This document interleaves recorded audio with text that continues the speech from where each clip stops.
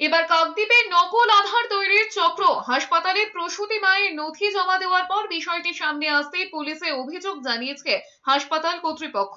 জানা গিয়েছে, দুই প্রসূতির সদ্যজাত সন্তানদের জন্মের শংসাপত্র তৈরির জন্য কাকদ্বীপ মহকুমা হাসপাতালের তরফে আধার কার্ড চাওয়া হয়েছিল।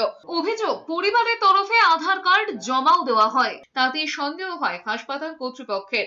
দুই প্রসূতির পরিবারকে হাসপাতালে ডেকে পাঠানো হয়। তারা জানায়, কাকদ্বীপের গোবিন্দরামপুর এলাকার একটি সাইবার ক্যাফে থেকে আধার কার্ড তৈরি করেছে। এরপরে ওই সাইবার ক্যাফে হানা দেয় পুলিশ।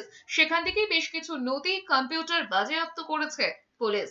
দুটি মায়ের বাচ্চা হয়েছিল, তারা যখন বার্থ সার্টিফিকেটের জন্য আমাদের অফিসে জমা দিতে আসে, তখন মায়ের যা ডকুমেন্টস দেওয়া ছিল, বিশেষ করে আধার, সেগুলো যখন আমরা চেক করে এন্ট্রি করতে যাই, তখন ওটা ভুল পাই।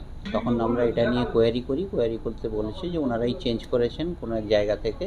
তখন আমরা এটা নিয়ে ডিসক্রিপেন্সি পাওয়ার জন্য আমরা পুলিশকে ইনফর্ম করি যে আপনারা এটাকে ইনকোয়ারি করে দেখুন।